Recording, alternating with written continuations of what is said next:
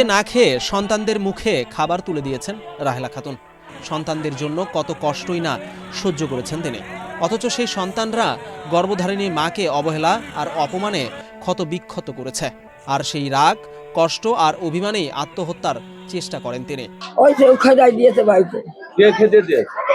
ওই যে ছেলেরা খেদাই দিয়েছে। ছেলেরা? হ্যাঁ, বড় ছেলে খেদাই দিয়েছে। বড় ছেলে? হ্যাঁ। কেন?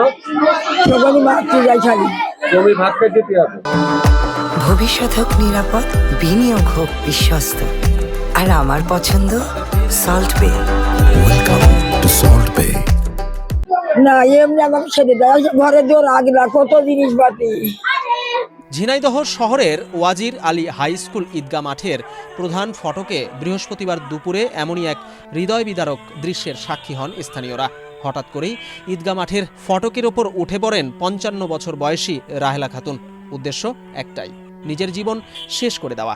নিচে দাঁড়িয়ে থাকা মানুষজন বারবার অনুরোধ করেছিলেন তাকে নেমে আসতে, কিন্তু কোনো কথাই যেন তার কানে যাচ্ছিল না। জীবনের প্রতি তার এতটাই বৃতৃষ্ণা জন্মেছিল যে জীবন মৃত্যুর পরোয়া না করে তিনি বারবার বিপজ্জনক বৈদ্যুতিক তার ধরতেও এগিয়ে যান। পরিস্থিতি ভয়াবহ হয়ে উঠলে স্থানীয় শিক্ষক, শিক্ষার্থী ও সাধারণ মানুষ দ্রুত জড়ো হন। অনেক চেষ্টার পর এক পর্যায়ে সবার সহযোগিতায় তাকে নিরাপদে নিচে নামিয়ে আনা হয়।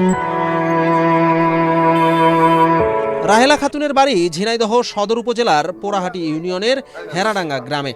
তিনি ও তার স্বামী গোলাম মোস্তফা সন্তানদের উপরই নির্ভরশীল। তাদের রয়েছে 3 ছেলে ও 2 মেয়ে, সবারই বিয়ে হয়েছে। তবে সংসারে অশান্তির কারণে আত্মহত্যার পথ বেছে নিয়েছেন বলে জানান প্রত্যক্ষদর্শীরা।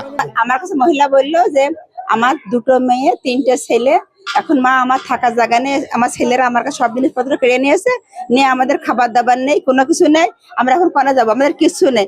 বাড়ি বাপের বাড়ি হলো কামার কুণ্ড, তা বাপের বাড়ি নিয়ে যাবে, তা সে যাবে না। সে বলছে আমি কোনো জায়গায় যাবো না, কোনো বাড়ি যাবো না, আমি যেখানে পারি সেখানে যাবো, কিন্তু ছেলের বাড়ি যাবো না, মেয়ের বাড়ি যাবো না, কোনো জায়গায় যাবে না। এই শেষ পর্যন্ত কথা। জানা যায় সকালে বড় ছেলের সঙ্গে টাকা নিয়ে কথা কাটাকাটি হয়।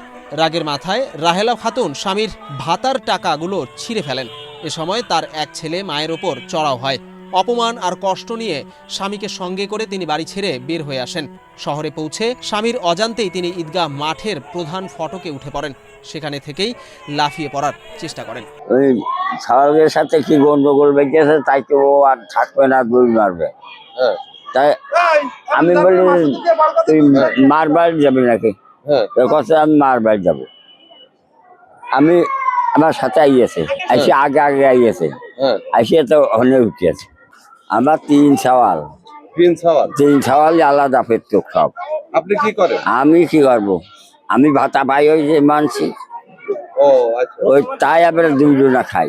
বৃদ্ধর বয়সে সন্তান যেখানে বাবা মায়ের ভরসার জায়গা হওয়ার কথা, সেখানে এই ঘটনা তুলে ধরেছে সমাজে তাদের নীরব অসহায়ত্বের বাস্তব চিত্র। পরিবারে নিরাপত্তার দেয়াল ভেঙে পড়লে সবচেয়ে বেশি ঝুঁকিতে পড়ে যান সেই বৃদ্ধ বাবা মায়েরাই।